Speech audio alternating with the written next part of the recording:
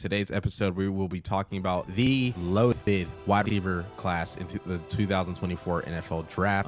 There's a ton of guys in this draft that are just very, very capable guys. A lot of guys that could be wide receiver ones on your team, or if you're in a fantasy, some guys that could be, good additions to your roster. Wanted to shout out the boy Xavier Worthy. We've had the pleasure of working with him over here at Opinionated Media throughout not only his draft process, but throughout some of his offseason stuff. So want to shout out to the boy and wish the best for him. Now going into this list and this breakdown, I got 10 receivers on here that I think are the best in my personal opinion, and I'll be stating why I think they're the best, giving some additional context about their skills, their breakdowns, and some of their weaknesses in their game. So number 10, we have Troy Franklin from the University of Oregon. He was the number 1 graded receiver from Pro Football Focus.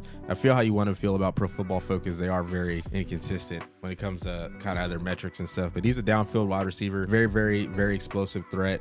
He has a smaller frame, very, very fast though. At a 4.41 is elite speed at his size, and his speed scores as a 53rd percentile for his size. Upside comparison is like a Christian Watson. Now at number 9, we have Keon Coleman. Very, very, very interesting prospect, right? Obviously cousins with the boy Ladarius Lamb. Now he is a slower receiver. He has a bunch of contested catches. And his fastest GPS was rated in the gauntlet drill. He's not known as a route runner or having great route running skills. Now, there's some couple clips that I might, post in here, kind of breaking down stuff from the boy Steve Smith, and kind of just stating on some of the things he thought, because I don't know, like obviously he sees it at a different level. The tape is the tape, right? Like there's points and times in the routes where he gets caught up at the route, isn't able to release or separate at a certain level. And is this an interesting prospect? I'm gonna post some of the clips and let's see what you guys think. Keon Coleman, Florida State. The most divisive player in the class, I would argue. A lot of the things that you see Coleman doing is jump balls. But that's not gonna work when the athlete you're playing against may be more athletic and better, stronger, taller, and faster than you. So now that's where technique comes in. Didn't use Coleman to his full ability. This short area quickness is really, really good. Like this little short area, fist fight in the phone booth, all of that, bang, right there quick, he's there. And he doesn't separate as much as people hope. He's dropped down significantly because of the workouts. What somebody will do though is draft him high, because no one wants to pass up that what if, that potential. August, he was getting drafted about in the 18 to 20 range on mock draft. Now you're looking at a guy consistently getting drafted in the 50s and 60s. Now, according to Austin Abbott, who is a guy that I really respect on Twitter, great content. Make sure you guys go follow him at Austin Abbott with 2 B's. Some of his workout metrics: college target share is 24.1%. College denominator was 39.6%. He had a breakout age of about 19.3%. What matters the most for him are some production. 50 receptions, 11 TDs in 2023. He's very durable. He played in every single game. He doesn't drop the football. A 3.8% drop rate on 87 targets. Like I said, his contested catches is what he's known for. He has 10, and like someone else on this list, like Malik Neighbors, also has 10. So interesting prospect. I got him at number 9. I'm really not too sure if there's any way possible to move him up higher than that, but I got him at number 9. Now, someone that has been making noise in this draft process has been the boy Slick Ricky Pearsall, man. If you guys know about Ricky Pearsall, played at Arizona State with Jaden Daniels, also played at Florida as well.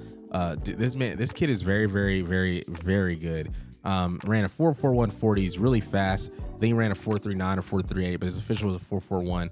He's a bigger slot receiver for his size. I think he's like 6 foot, 6'1", 190. And people think he's a slot. He can really play all over the field. I mean, he can line up at the Z, at the X, at the Y, attack you from all levels of the field. He's just a bigger slot receiver for his size. I think he's really, really good. He's a savvy route runner, very athletic for his size. He has great hands. I mean, that catch against Charlotte always stands out. And, he's very comparable to like Emmanuel Sanders or Puka Nacua. Now, going deeper into some more metrics, right? Very explosive. Like I said, he jumped a 42 inch at the combine, broad jump at 10.9. 3-cone drill was the fastest at 6.64. His shuttle time was 4.05, which is third amongst all receivers. His catch radius is in the 99th percentile at 10.46. Burst score is at in the 98th percentile at 135.9, and his agility score is also the 97th percentile at 10.69. His caught production is really high. Like I said, last year, 65 catches, 965 yards, 4 touchdowns, 14.8 yards per reception. There's a lot left on the bone. Graham Mertz had missed a couple of throws, for him, and wasn't able to really exploit how good of a receiver he is. His hands are wildly underrated, man. He doesn't drop anything. 146 targets, 3 drops. That's a 2% drop rate. And his player comparison as well, according to this link, is Chris Olave. So if you guys know Olave, man, is smooth, really good wide receiver that came out of Ohio State, now plays for the New Orleans Saints. At number 7, we have Lad McConley, really good receiver at Georgia. His production obviously kind of took a hit, I think people like look at his production like, why isn't he that productive? But he played with some elite guys. I mean, he played with Jermaine Burton, who will be drafted. He played with Brock Bowers, who is the best tight end in the draft, generational talent. He played with Adonai Mitchell, who was a good receiver at Georgia and ended up playing at Texas and is a first-round draft type of receiver. So, played with some good competition at Georgia, and he was very productive and was able to find his way onto a field in a competitive environment. So obviously shows he's really good and very capable. Wasn't really schemed open a whole lot, obviously, with that offense being centered around Brock Bowers and running the football for a defensive-minded coach. He's a creative and elite route runner, 4.39 40 time, and he does catch everything. And he can separate, and he literally catches everything. Everything is a hands catch with him. So very good receiver, man. I'm excited to see where he could end up. I got him at my number 7 on this list. Now at number 6, we got the boy Xavier Worthy. Shout out the boy, man, showing the boys love and opinionated. And man, obviously shout out to him for breaking that record. 4.21 40 is ridiculous, fastest 40 ever recorded. And he's more than just a speed guy. A lot of these people are like, oh, John Ross comparisons and things like that, or any of these other guys that break the record. No. Xavier has been productive ever since he stepped foot into college. First year as a freshman, 104 targets, 62 catches, 981 yards. In 12 games. Like I said, very productive. He's also was playing with a lot of at least a lesser talented Texas team, not only from a quarterback standpoint, but from an offensive line standpoint, running backs. Well, Bijan was there, so not running back standpoint, but the team was just from a production standpoint, it wasn't where it was now. The following year, he had 117 targets, 60 catches, 760 receiving yards in 13 games. So, like I said, very productive. And then he had 1,014 yards. Playing next to Adonai and JT Seniors and Jordan Winnington and things like that. So, like I said, he's been productive. He runs really good routes. He's not just a speed guy. I think that's a really underrated part of his game. And he has good hands, really good hands. I was productive for 3 years. Really good route runner, strong footwork, and his comparison is to like a Hollywood Brown or a Deshaun Jackson. Now we're at number 5. We got the boy Adonai Mitchell. Started at Georgia, and had a great career at Georgia.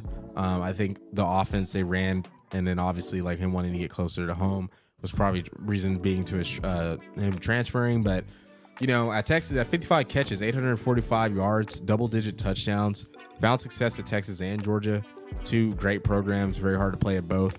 Great route runner, tracks the ball well, and he's freakishly athletic. Ran a 4.34 at 6'4", over 200 pounds. That's elite. You're not finding that really anywhere. So got to give him the nod there. And some comparisons for him are like a DK Metcalf. Now we got Brian Thomas, who's one part of that LSU tandem that helped Jaden Daniels win the Heisman this past season. He's amongst college football's best separators. His first full year starting at 1,200 yards and 17 touchdowns. Ran a 4.33, 6'3", 209, huge receiver. The route tree isn't that diverse. Wasn't asked to run that also at LSU. So for people who are like, oh, he doesn't run anything. Well, at the end of the day, I've heard people say it. These coaches are coaching to win football games. So if they have better players, better athletes, they're going to do what works time in and time again until you can prove you can stop it. A good comparison for him is Nico Collins, who had a really good season this past year with CJ Stroud. Now, down to the top 3 receivers. So we're going to do another LSU guy, Malik Neighbors. A lot of people do think he could be the number 1 receiver or the number 2 receiver. I kind of got him as my 2B on this list.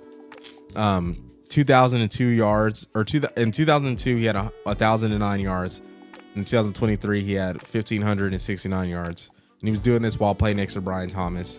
Good comparison for him is Amari Cooper or Antonio Brown. And he reportedly ran a 4.35 at his LSU pro day.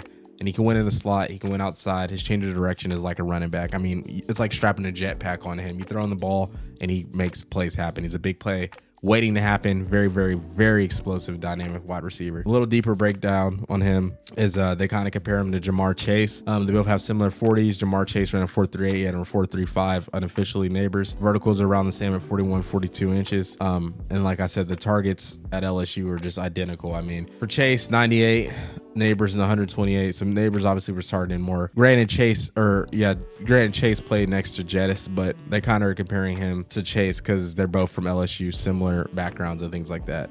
Now, my personal favorite receiver on this list is that boy Rome Duzne.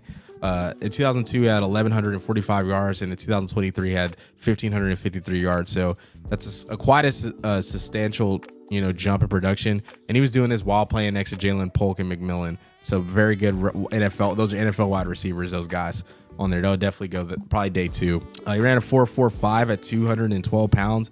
I've seen this thing saying that he's not that fast or he struggles to separate because he catches a lot of contested balls, but that's just simply not true at all. Great production with 2 NFL receivers, and he has not much flaws. I would say maybe the yards after catch, but that's it. But he really doesn't need to do a ton. Like some good comparisons for him is like a bigger Reggie Wayne.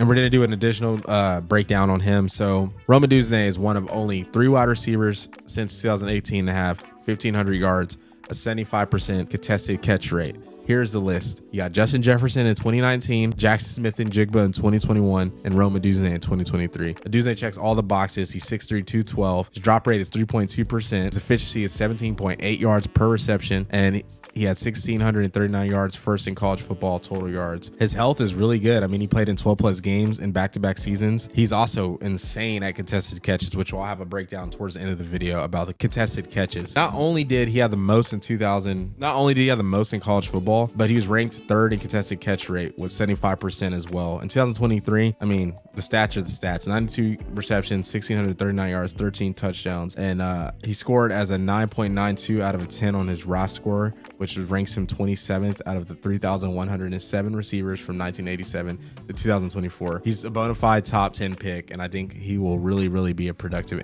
receiver in the NFL. Now, last but certainly not least, we have Marvin Harrison Jr., solidified generational talent, number 1 wide receiver in 2022, loaded a room at Ohio State playing with Ibuka and Olave and some other guys. He had 1,263 yards. 2023, he had 1,211 yards. And, he's doing this while playing next to the best of the best at Ohio State. You can kind of compare him to AJ Green, seen some Cedarian Lamb comparisons. And his yak improved from 4.2 to 6.4 yards per game, which is like, if you're nitpicking, that's like his biggest flaw. So he's ridiculous. Point blank period. Ridiculous. Now, a couple sleeper receivers that I got on here, right? Want to touch on some sleepers. Just some names to look out for. So some guys I didn't have on my top 10 list that could have very easily be considered, at least, are going to be some interesting prospects. You got Xavier Leggett, wide receiver out of South Carolina. Jermaine Burton, wide receiver out of Alabama, played at Georgia initially. Johnny Wilson, he's more like a project to me. I mean, he's like 6'7", runs a 4.4. He's like a tweener. He's not big enough to play tight end, but he's like a humongous receiver. So not really sure what to do with him, but you got him as a sleeper. Tez Walker, really, really, really good player. His situation in North Carolina was unfortunate, but that kid I think he's special, man. I think he's good. And then I have another guy on this list. Malachi Corley is a guy like I feel like a lot of people won't know until he's in the NFL, but you heard it here first, right? First in missed tackles. He forced 40 in 2022. First in yak, 975 yards after catch in 2022. First in all-time receptions at Western Kentucky. And lately, they've been putting out some great offensive players, quarterbacks, wide receivers, things of that nature. He's dangerous. I mean, his junior year, 101 receptions, 1,282 yards, 11 touchdowns. His senior year, 79 receptions, 985 yards, 11 touchdowns. His yards per route is 2.78, so they're literally just throwing him screens. Like, he's not getting downfield. He's making this happen. Size is 5'11", 215 pounds. He's built similar to a running back. His drop rate is a 4.8%. Now, I know this is low, and could this be low because of his screens and like passes being closer to the line of scrimmage?